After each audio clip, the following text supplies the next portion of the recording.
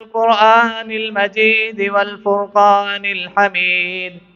أعوذ بالله السميع العليم من الشيطان الرجيم. بسم الله الرحمن الرحيم. والذين جاءوا من بعدهم يقولون ربنا اغفر لنا ولإخواننا الذين سبقونا بالإيمان.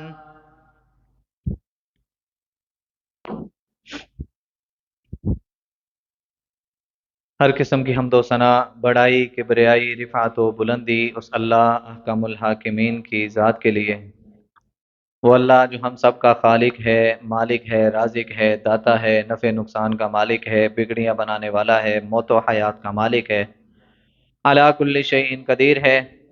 بے شمار لا تعداد انگنت درود و سلام سید الاولین والآخرین، امام مجتبی، امام الرسل، خاتم الانبیاء، آقائے دو جہاں، کائنات کے سردار نبی جناب محمد الرسول اللہ صلی اللہ علیہ وآلہ وسلم کی ذات اقدس کے لیے.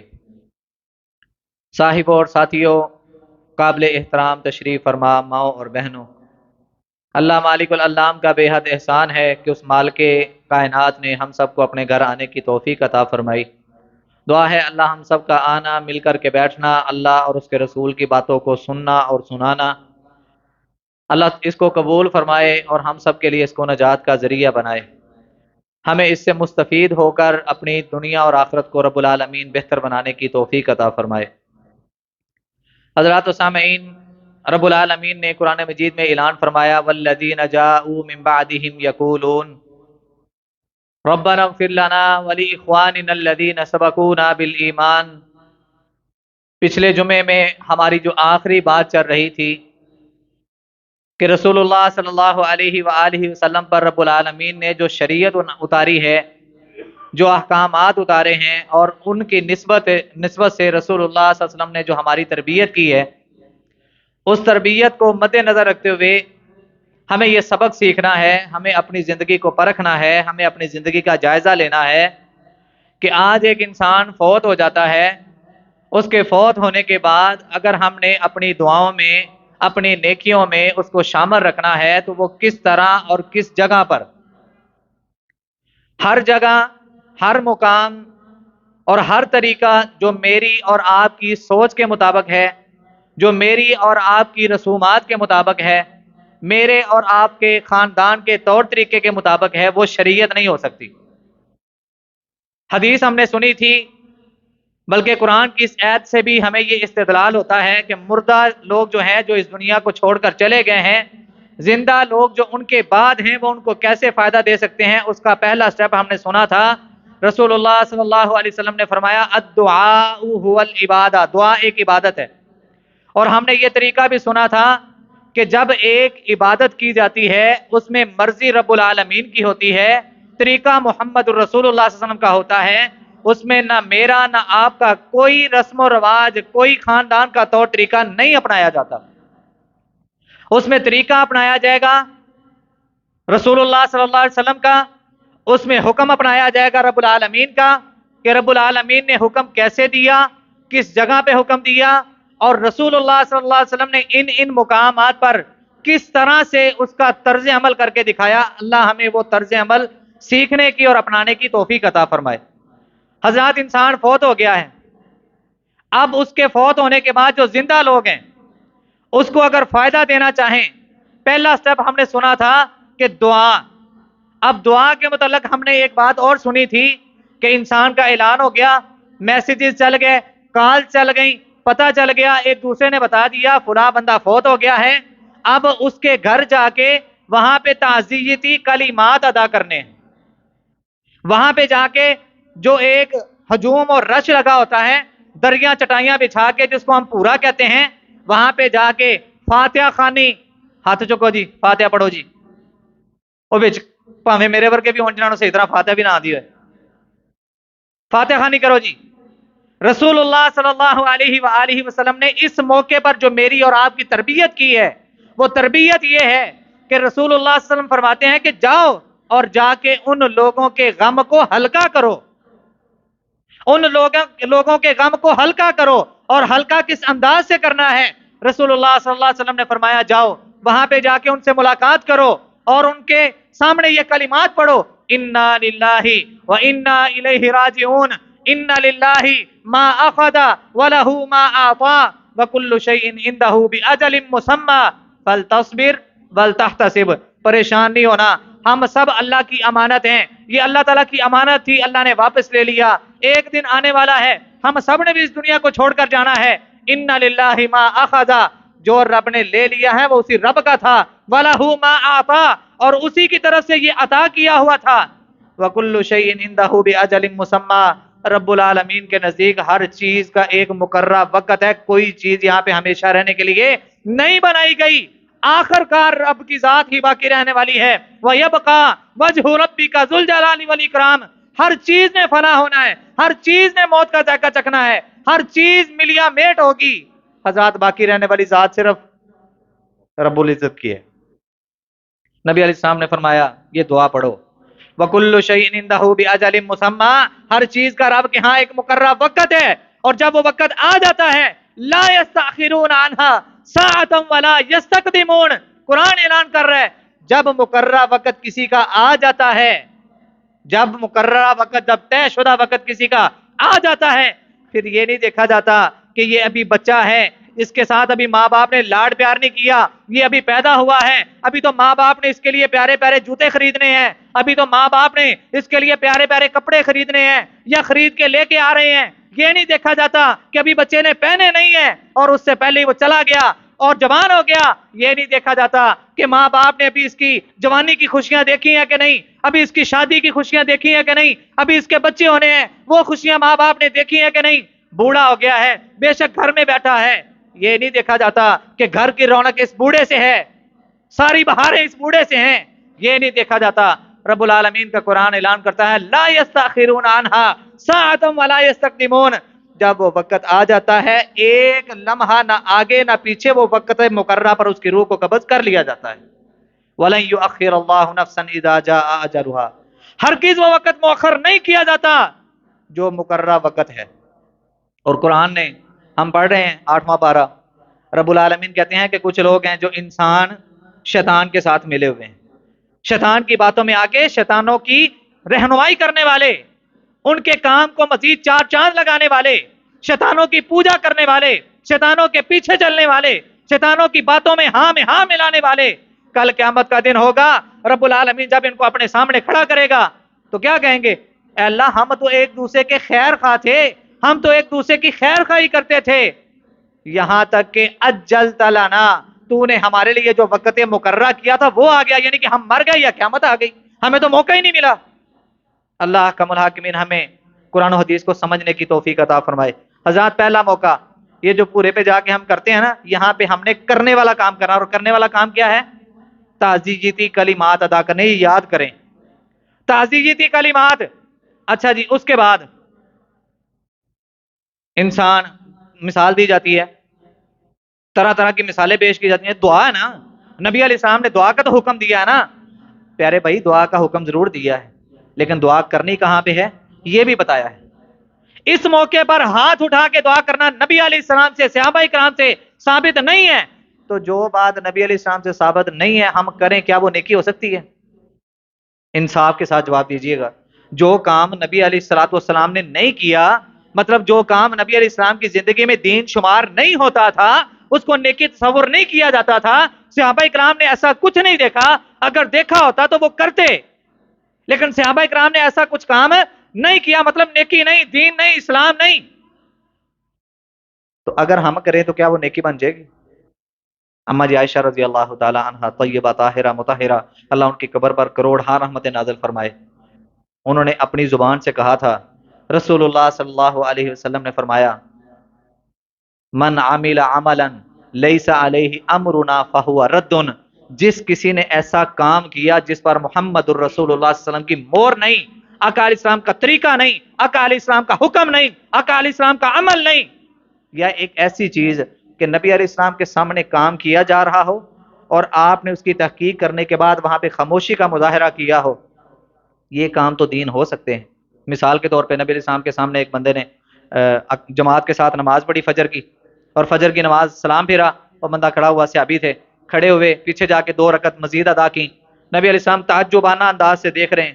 جیسے ہی سلام پھیرا آپ نے بلایا، تو نے 2 رکعت ہمارے ساتھ بھی پڑھی ہیں، بعد میں بھی 2 رکعتیں پڑھی ہیں، وجہ کیا ہے؟ اے اللہ کے نبی صلی اللہ علیہ وسلم، جب میں آیا تھا جماعت کھڑی ہو چکی تھی، میری پہلی سنتیں رہتی تھیں جو میں نے بعد میں ادا کی ہیں.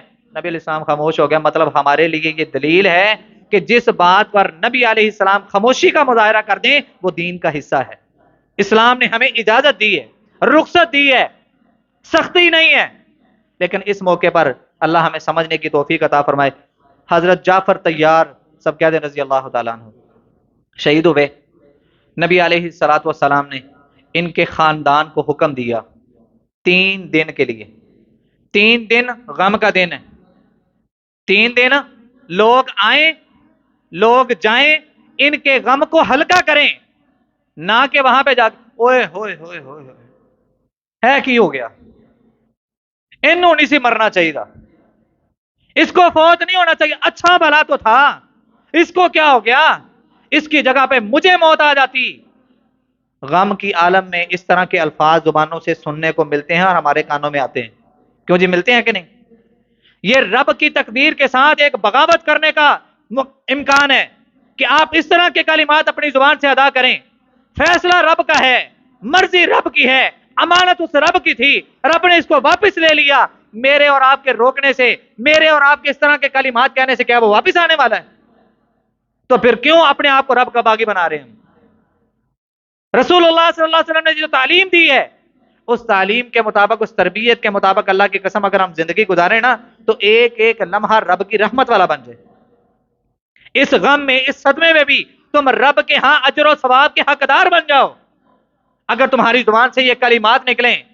اس موقع پر جو اگلا کیا جانے والا کام ہے ہمارے ہاں معاشرے میں جو دیکھا جاتا ہے، اور اس کو ایک رسم نہیں بلکہ ایک قرض شمار کیا جاتا ہے. قرض، کسی کا باپ فوت ہوا ہے، رشتہ دار آئے ہیں، وہاں پہ اونچی اونچی آواز میں بیان کیے ہیں، واہ ویلا کیا ہے، آہوزاری کی ہے، شور و غل کیا ہے، اپنا چہرہ پیٹا ہے، اپنے بالوں کو نوچا ہے، اپنے گریبان پہ تھپڑ مارے ہیں، اپنے کپڑوں کو شک کیا پھاڑا ہے، اور یہ سمجھتے ہیں کہ یہ اس کو بہت بڑا صدمہ ہوا ہے، اس کو بہت زیادہ غم ہے، اس کو بہت زیادہ دکھ ہوا ہے اس چیز کا. اور پھر اللہ نہ کرے، اللہ سب کے پاس جانا، ہم سب نے باریاں لگی ہیں، کوئی آج جا رہا ہے، کوئی کل جائے گا، کوئی پرسوں جائے گا، کوئی رات کو جائے گا، کوئی دن کو جائے گا، کوئی گرمی میں، کوئی سردی میں. رب نے جو وقت لکھا ہر ایک نے اس وقت پر جانا ہی جانا ہے. آج یہ جو بیان کر رہی ہے یا کر رہا ہے، شور و غل کر رہے ہیں، کل کو ان کے گھر اگر کوئی فوت کی ہوتی ہے تو اس گھر والے وہاں پہ جا کے اس سے زیادہ ڈرامہ کریں گے، شور و غل زیادہ کریں گے. کیوں؟ ساڈے پورے تے آئی سی، ساڈے مرنے تے آئی سی، اور انہیں آ کے اینا کچھ کیتا سی. 20% اس نے کیا تھا، اب 40% میں نے کر کے جانا ہے. یہ ایک قرض سمجھ کے ہم نے دین کا رل مل کے ایسا مذاق بنایا. اللہ کا الحاکمین ہم سب کو محفوظ فرمائے. نبی علیہ السلام کی حدیث ہے، مرد ہے یا عورت ہے، اگر وہ وین کرتے ہیں، واویلا کرتے ہیں اور جاہلیت والے کلمات اپنی زبان سے ادا کرتے ہیں، بغیر توبہ کیے اگر مر گئے، اللہ احکم الحاکمین نے جنت کی خوشبو تک ایسے مرد و عورت پر حرام کر دی ہے. نوحہ کرنے والا، ماتم کرنے والا، بین کرنے والا یا بین کرنے والی، مرد ہے یا عورت ہے، اگر اس طرح کا عمل ان کی زندگی میں ہے، آج رب سے توبہ کر لیں. اللہ پتہ نہیں تھا، لا علم کی بنا پر ہوتا رہا، اللہ علم نہیں تھا، آج علم ہو گیا ہے، اس کی سزا بہت بڑی ہے. جنت کی خوشبو جو ہزاروں میل کی مسافت سے انسان کو آنا شروع ہو جائے گی، جنت میں جانا تو درکنار، رب ایسے مرد اور عورت کو جنت کی خوشبو سے بھی محروم کر دے گا. نبی علیہ السلام نے جعفر طیار رضی اللہ تعالیٰ عنہ کی شہادت پر 3 دن کا حکم دیا ہے کہ لوگ آئیں، اظہار افسوس کریں، اس کے ساتھ دعا کریں. دعا کیا ہے؟ ہاتھ نہیں چکنے. اس موقع پر، جو پورے کے موقع پر ہم جاتے ہیں، اپنے اپنے کلمات سے آپ دعا کر سکتے ہیں. اللہم اغفر لہو نہیں عربی آتی، آپ اپنی زبان میں بھی کر سکتے ہیں، لیکن وہاں پہ اجتماعی طور پر ہاتھ اٹھا کے فاتحہ خوانی کرنا اور یہ ساری دعائیں کرنا نبی علیہ السلام کا طریقہ نہیں ہے، آقا علیہ السلام نے حکم نہیں دیا، نبی علیہ السلام کا عمل نہیں ہے. اور ہماری عائشہ کی حدیث ابھی ہم نے سن لی ہے، نبی علیہ السلام نے فرمایا کہ جس نے ایسا کام کیا جس پر ہماری مہر نہیں ہے، فہو رد، وہ مردود ہے، وہ مردود ہے، وہ مردود ہے، یعنی کہ رد کیا ہوا دین اسلام کا حصہ نہیں ہے۔ اللہ ہمیں سمجھنے کی توفیق عطا فرمائے۔ آقا علیہ الصلوۃ والسلام نے، ابو داؤد کی صحیح روایت ہے، رسول اللہ صلی اللہ علیہ وسلم نے ایک جنازہ پڑھایا، اور جنازہ پڑھا کے نبی علیہ الصلوۃ والسلام واپس آ رہے ہیں، اور ایک چوک سا بنتا ہے، وہاں پہ گلی میں نظر آیا ایک عورت آ رہی ہے۔ نبی علیہ الصلوۃ والسلام کہتے ہیں کہ لگتا ہے میری بیٹی فاطمہ آ رہی ہے۔ آقا علیہ السلام رک گئے، جیسے ہی وہ عورت قریب ہوئی تو وہ حقیقتاً فاطمہ رضی اللہ تعالی عنہا ہی تھی۔ یہ کون ہے؟ فاطمہ رضی اللہ تعالیٰ کون ہے؟ نبی علیہ السلام کی بیٹی۔ آقا علیہ الصلوۃ والسلام پوچھتے ہیں، اے میری بیٹی، اے فاطمہ کہاں سے آ رہی ہو؟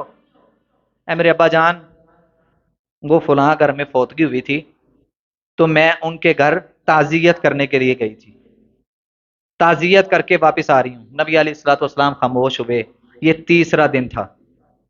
3 دن کے بعد شریعت نے کسی کو اجازت نہیں دی، ہاں وہ عورت جس کا خامن فوت ہو گیا، بیٹا چھوٹا رشتہ تو نہیں ہے، باپ چھوٹا رشتہ تو نہیں ہے، بھائی چھوٹا رشتہ تو نہیں ہے، بیٹی، بیوی، بچے، کیا یہ چھوٹے رشتے ہیں؟ ماں باپ چھوٹے رشتے ہیں؟ حکم دیا ہے 3 دن سے زیادہ کسی نے سوگ نہیں کرنا، 3 دن سے زیادہ کسی نے غم نہیں کرنا۔ ہاں وہ عورت جس کا خامد فوت ہو گیا ہے وہ عدت گزارے گی کتنی؟ 4 مہینے 10 دن، 4 مہینے 10 دن۔ سوگ انہیں بھی کتنے دن کرنے ہیں؟ لیکن وہ عدت کے جو دن ہیں شریعت نے قاعدہ بنا دیا 4 مہینے 10 دن یہ اپنے گھر میں رہے گی، بناؤ سنگار نہیں کرے گی، زیب و زینت اختیار نہیں کرے گی۔ وجہ کیا ہے؟ اگر اس نے کہیں اور نکاح کرنا ہے تو یہ اتنے دن اپنے آپ کو روک کے رکھے گی۔ شریعت نے ایک قاعدہ بنا دیا، عورت پر رب نے کوئی پابندیاں نہیں لگائیں، اس میں بھی اس کے لیے بہت ساری ایسی کمال کی حکمتیں ہیں، کبھی موقع ملا تو انشاءاللہ اس پر بھی تفصیل سے بات کریں گے۔ حضرات، نبی علیہ الصلوۃ والسلام نے مردے کے لیے دعا کا طریقہ بتایا۔ پہلا طریقہ بھی ہم نے سن لیا ہے، وہ کیا ہے؟ مردے کو جو چیز فائدہ دیتی ہے زندہ لوگوں سے وہ کیا ہے؟ دعا۔ اب دعا ہم نے پورے پر نہیں کرنی، سمجھ آ گئی؟ یہاں پہ ہر انسان اپنے کلمات میں، اجتماعی طور پر نہیں، ہر انسان اپنے دل میں کر سکتا ہے، اپنی زبان سے کر سکتا ہے بغیر ہاتھ اٹھائے۔ اب نبی علیہ الصلوۃ والسلام کی زندگی سے دوسری دلیل لیتے ہیں کہ نبی علیہ الصلوۃ والسلام نے مردے کے لیے کس موقع پر کون سی چیز کو فائدہ مند کہا؟ بندہ مر گیا ہے، اب اس کا نماز جنازہ ہے، اب اس کا بولو کہ انشاءاللہ گل سمجھ آئے گی۔ پہلا طریقہ پورے والا، ٹھیک ہے، اور دوسرا جنازے کا وقت ہے۔ رسول اللہ صلی اللہ علیہ وسلم نے، اچھا آ جائیں مسئلہ بھی سن لو ذرا۔ ابھی تک کسی کی 50 سال عمر ہو چکی ہے، کسی کی 60، کسی کی 70، کسی کی 80، اور آج تک ابھی تک ہمیں اس مسئلے کی الجھنوں سے ہم اپنے آپ کو نکال ہی نہیں سکے کہ یار جنازہ اونچی آواز میں پڑھنا ہے یا جنازہ آہستہ آواز میں پڑھنا ہے۔ لوجک کیا ہے ان اونچی آواز اور ہلکی آواز میں نماز جنازہ پڑھنے کی؟ لوجک کیا ہے سانو کی پتا ہے، اسی تو بس ایسے دلتا جو اپنے آپ کو کٹنا ہی نہیں۔ رسول اللہ صلی اللہ علیہ وسلم نے ابتدائی اسلام ہے، توجہ ہے نا آپ سب کی، مسئلے کو سمجھنا چاہتے ہیں نا، آقا علیہ السلام سے محبت ہے نا، پھر آپ لوگوں کی توجہ کی ضرورت ہے۔ رسول اللہ صلی اللہ علیہ وسلم ابتدائی اسلام ہے، دشمن تھے کہ نہیں؟ اپنے بیگانے ہو گیا کہ نہیں؟ نبی علیہ الصلوۃ والسلام نے دین کی دعوت کو عام کرنا شروع کیا، اسلام کی دعوت کو عام کرنا شروع کیا، اپنے بیگانے ہو گئے، لیکن تھوڑے تھوڑے لوگ نبی علیہ السلام کے ساتھ جڑ رہے ہیں، کلمہ پڑھ کے مسلمان ہو رہے ہیں، نبی علیہ السلام کے صحابہ کی لسٹ میں شامل ہو رہے ہیں، آقا علیہ السلام کے شاگردوں میں شامل ہو رہے ہیں۔ ابتدائی اسلام میں میرے ان نبی کے صحابہ کو نماز جنازہ کی دعائیں یاد نہیں تھیں۔ چلو اسی اپنے حساب لا لیے، اپنا ہی محاسبہ کر لیں۔ میں اپنے آپ سے پوچھوں، آپ ذرا اپنے آپ سے پوچھیں، کیوں جی سانو نماز جنازہ دیا دعاواں آنیاں نے؟ کنی کنی عمر گزر گئی، نماز جنازہ کی دعائیں آتی ہیں۔ اب یہاں پہ صحابہ اکرام کو سامنے رکھیں، صحابہ اکرام اسلام میں داخل ہوئے، ابھی ابتدائی اسلام ہے، نئے اسلام میں داخل ہوئے ہیں، کلمہ پڑھ کے نبی کے شاگرد بنے ہیں۔ صحابہ اکرام کو نماز جنازہ کی دعائیں نہیں آتی تھیں۔ نبی علیہ الصلوۃ والسلام نماز جنازہ پڑھانے کے لیے جب آگے آتے، اونچی آواز میں ساری دعائیں پڑھتے، صحابہ اکرام آمین کہہ کے ان دعاؤں میں شامل ہوتے تھے۔ اونچی آواز پڑھن دا پتہ چل گیا؟ پتا چلا کہ نہیں؟ اچھا جی، اب رہا مسئلہ کہ اونچی آواز میں نہیں پڑھنا، آہستہ آواز میں پڑھنا ہے۔ صحیح حدیث ہے، نبی علیہ الصلوۃ والسلام نے اتنے جنازے اونچی آواز میں نہیں پڑھائے جتنے نبی علیہ السلام نے ہلکی آواز میں پڑھائے ہیں، یعنی کہ کثیر تعداد آپ کی وہ جنازوں کی ہے کہ جس میں آپ نے اپنے منہ میں دعائیں پڑھی ہیں، صحابہ کرام نے اپنی اپنی دعائیں پڑھی ہیں۔ وجہ کیا تھی؟ پہلی وجہ سامنے آ گئی کہ صحابہ کرام کو دعائیں یاد نہیں تھیں، آپ اونچی آواز میں پڑھتے تھے، صحابہ کرام آمین کہہ کے ساتھ میں شامل ہو جاتے۔ صحابہ کرام ہمارے جیسے نہیں تھے، آہستہ آہستہ انہوں نے ان دعاؤں کو سیکھنا شروع کیا۔ جب نبی علیہ الصلوۃ والسلام کو اس بات کا اندازہ ہو گیا کہ میرے ہر شاگرد نے دعا یاد کر لی ہے، میرے ہر صحابی کو دعا یاد ہو گئی ہے، نبی علیہ الصلوۃ والسلام نے اپنی آواز کو پست کر لیا۔ وقت اتنا ہی لگتا تھا، ٹائم اتنا ہی لگتا تھا۔ حضرات آج اعتراضات کیے جاتے ہیں کہ یار اتنا لمبا جنازہ، انیاں دعاواں۔ نبی علیہ الصلوۃ والسلام نے اس موقع پر یہ فرمایا ہے، مسلمان کے مسلمان بندے پر 6 حق ہیں، 6۔ ان 6 حقوق میں سے ایک آخری مسلمان کا جو تمہارے زندہ لوگوں پر حق ہے وہ یہ ہے کہ جب تم اس کا جنازہ پڑھو اتنے خلوص کے ساتھ کثیر دعائیں کرو کہ تمہارا دل تمہیں گواہی دے کہ رب نے اس کو معاف کر دیا۔ جنازہ ایک امانت ہے۔ آج آپ کسی کے جنازے پہ جا کے گونگے بن کے کھڑے رہیں گے نا تو یاد رکھیے کہ آپ خیانت کر رہے ہیں، خیانت۔ آپ نے بھی مرنا ہے۔ آج آپ کسی کے ساتھ خیانت والا معاملہ کر رہے ہیں، کل کو یہی لوگ جب آپ کے جنازے میں شامل ہوں گے تو کیا یہ خیانت آپ پر دہرائی نہیں جائے گی؟ آج آپ کسی کے جنازے میں گونگے بن کے کھڑے ہیں، فارمیلٹی پوری کر رہے ہیں، ایک رسم پوری کرنے کے لیے آئے ہیں، خاندان کنبے قبیلے اور دوست احباب کو یہ دکھانے کے لیے آئے ہیں میں جنازے میں آیا تھا، لیکن منگیا کیے، پڑھیا کیے، میت واسطے کی منگیا؟ کچھ بھی نہیں منگیا۔ آج آپ خیانت کر رہے ہیں تو کیا آپ کے ساتھ یہ خیانت نہیں کی جائے گی؟